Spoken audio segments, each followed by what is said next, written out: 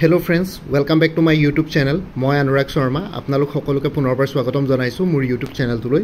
আজি মই আপোনালোকৰ সন্মুখত এটা নতুন ভিডিঅ'লৈ উপস্থিত হৈছো আৰু আজিৰ ভিডিঅ'টো বহুতেই বেছি গুৰুত্বপূৰ্ণ হয়। সো ইয়াতে অফিচিয়েল নোটিফিকেশন বা অফিচিয়েল নোটিস ৰিলিজ কৰি দিলে সেবা আৰু state level recruitment commission for class 3 পোষ্টে।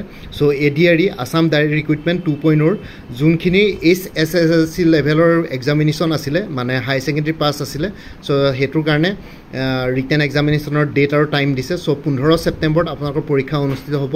15 September 2024 দেওবাৰ পৰিছে ৰাতিপুৱা 10:30 পৰা দুপৰীয়া 1:30 বজালৈকে 10:30 to 12:30 1:30 PM ঠিক আছে।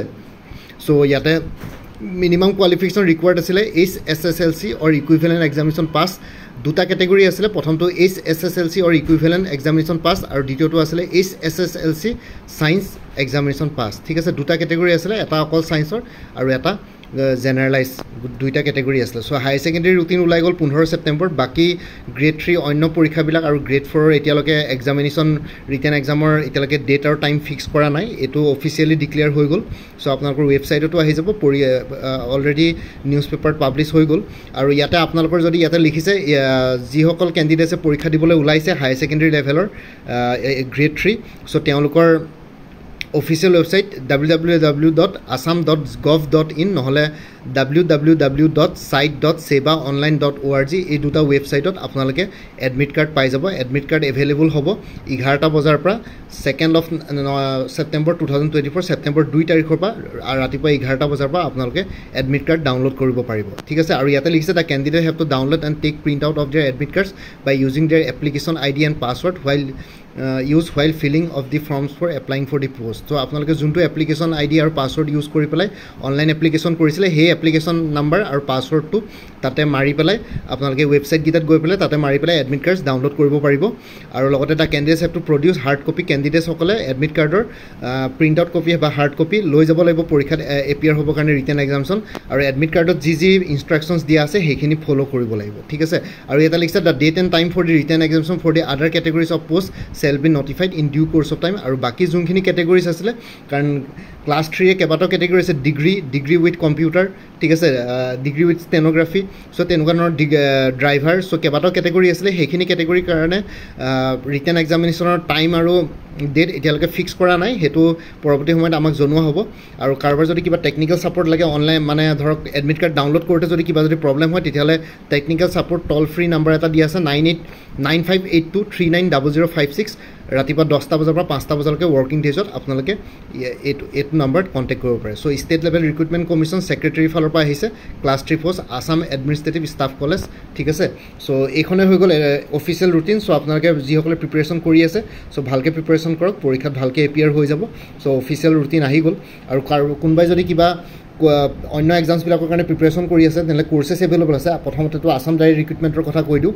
এডিআৰই ফুল কোৰ্চ এভেইলেবল আছে 350ত। আপোনালোকে কোৰ্চটো ল'ব পাৰে। MCQ বেছ কোৰ্চ হয়, তাতে মাল্টিপল চইচ কুৱেশ্যনছ পাব। সকলোবোৰ as per official syllabus cover কৰা হৈছে। সো আপোনালোকে কোৰ্চটো ল'ব পাৰে 350ত। আৰু কোনোবাই যদি আগতে মোৰ পৰা কিবা কোৰ্চ লৈ থৈছিলে এবাৰ জনাই দিব, কাৰণ কিছুমান কোৰ্চৰ মেটেৰিয়েলছ কমন হ'ব পাৰে কাৰণ আসাম গভৰ্ণমেণ্টৰ এক্সামছত অলমষ্ট একেই থাকে যোনখিনি চিলেবাছ থাকে। সো সেইটো কাৰণে কোনোবাই যদি আগতে মোৰ পৰা কিবা কোৰ্চ লৈ থৈছিলে এবাৰ জনাই দিব নতুন কোৰ্চ লোৱাৰ আগতে। আৰু কোনোবাই যদি লোৱা নাই তেতিয়াহ'লে একো প্ৰব্লেম নাই। আৰু বাকী APSC এনফৰ্চমেণ্ট ইনস্পেক্টৰ যোনটো যিসকলে প্ৰিপেৰেশ্যন কৰি আছে অনলাইন এপ্লিকেশ্যন চলি আছে তাৰ কাৰণে ফুল কোৰ্চ এভেইলেবল আছে 375ত। APSC AAO assistant accounts officer APDCL আৰু AGCLৰ কাৰণে ফুল কোৰ্চ এভেইলেবল আছে। জেনেৰেল ইংলিছ, জেনেৰেল নলেজ আৰু মেথমেটিক্স ডেছক্ৰিপটিভ 3খন পেপাৰৰ কাৰণে 400 ৰুপিছত ফুল কোৰ্চ এভেইলেবল আছে। আৰু বাকী একাউণ্টেঞ্চি কাৰোবাৰ যদি কোৰ্চ ছাবজেক্ট আছে তেতিয়াহ'লে এক্সটাৰ্নেল লিংক এভেইলেবল আছে ফ্ৰীলি। আৰু APSC CCৰ প্ৰিলিমিনাৰী 2024-25 মাৰ্চত হ'বলৈ গৈ আছে অহা বছৰ। সো তাৰ কাৰণে ফুল কোৰ্চ এভেইলেবল আছে 400ত। APSC CDPO child development project officer full course available আছে জেনেৰেল ইংলিছ আৰু জেনেৰেল নলেজ 2খন পেপাৰৰ ওপৰত 300 ৰুপিছত। আৰু আপোনালোকৰ কোৰ্চটো লোৱাৰ পিছত অপশ্যনেল ছাবজেক্ট কি জনাই দিব তাৰ কাৰণে এক্সটাৰ্নেল লিংক এভেইলেবল আছে, সেইটো ফ্ৰীলি। কাৰোবাৰ যোনটো অপশ্যনেল ছাবজেক্ট কেইটামান চিলেক্টিভ অপশ্যনেল ছাবজেক্ট তাতে এভেইলেবল আছে। মই আপোনালোকে অপশ্যনেল ছাবজেক্টটো ক'ব, যদি তাতে এভেইলেবল থাকে মই আপোনালোকৰ লিংক শ্বেয়াৰ কৰিম। তাৰপিছত ADRE কোৰ্চটো ক'লোৱে ফুল কোৰ্চ এভেইলেবল আছে উইমেন এণ্ড চাইল্ড ডেভেলপমেণ্টৰ ষ্টেটিষ্টিকেল এছিষ্টেণ্টৰ ফুল কোৰ্চ এভেইলেবল আছে 350 আসাম পুলিচ SI কনষ্টেবলৰ অন্যান্য পোষ্টসমূহৰ কাৰণে ফুল কোৰ্চ এভেইলেবল আছে 350 APSC কম্পিউটাৰ অপাৰেটৰ ফুল কোৰ্চ এভেইলেবল আছে 300 APSC tourism development officer full course available আছে 300 আৰু কাৰেণ্ট এফেয়াৰ্ছ আপোনালোকে এবাৰ মোৰ পৰা কোৰ্চ লোৱাৰ পিছত লাইফ টাইমৰ কাৰণে পাই থাকিব তাৰ কাৰণে বেলেগকৈ আকৌ এক্সট্ৰা পে'মেণ্ট কৰিব নালাগে হোৱাটছএপত যাতে ছাৰ ৰিমাইণ্ডাৰ মেছেজ দিলে হ'ল প্ৰত্যেক মাহৰ ষ্টাৰ্টিঙতে এতিয়া বৰ্তমান জানুৱাৰী 2023 বা জুলাই 2024 লৈকে কাৰেণ্ট এফেয়াৰ্ছ কভাৰ কৰা হৈছে বাকী আগষ্ট মাহটো কমপ্লিট হোৱাৰ পিছত ছেপ্টেম্বৰত আপোনালোকে আগষ্ট মাহৰ কাৰেণ্ট এফেয়াৰ্ছ পাই যাব চ' কোনোবা যদি ইণ্টাৰেষ্টেড কেণ্ডিডেটছ আছে তেতিয়াহ'লে এই হোৱাটছএপ নম্বৰটোত মেছেজ কৰি জনাওক 9706557851 আপোনালোকক কোনটো কোৰ্চ লাগে কোৰ্চৰ কণ্টেণ্টছ দি দিম লগতে ডিটেইলছ শ্বেয়াৰ কৰিম আৰু পে'মেণ্টৰ লিংক দি দিম পে'মেণ্ট কৰাৰ লগে লগে গোটেই কোৰ্চটো নিজৰ হোৱাটছএপত PDF ফৰ্মেটত পাই যাব আৰু ইয়াতে যোনটো হোৱাটছএপ নম্বৰ দিয়া আছে সেইটো অনুগ্ৰহ কৰি কল নকৰিব এইটো জাষ্ট হোৱাটছএপ মেছেজৰ কাৰণে এভেইলেবল কলৰ কাৰণে এভেইলেবল নহয় আৰু এই কোৰ্চখিনিৰ কথা এই ভিডিঅ'টোৰ ডেছক্ৰিপশ্যনৰ কমেণ্ট ছেকশ্যনত এবাৰ পিন কৰি দিছোঁ তাতে গৈ পেলাই এবাৰ কোৰ্চখিনিৰ কথা আৰু এবাৰ চাই ল'ব পাৰিব আৰু লগতে আসাম ডাইৰেক্ট ৰিক্ৰুইটমেণ্ট 2.0 বুলি এটা প্লেলিষ্ট ক্ৰিয়েট কৰি থোৱা আছে সেই প্লেলিষ্টৰ লিংকটো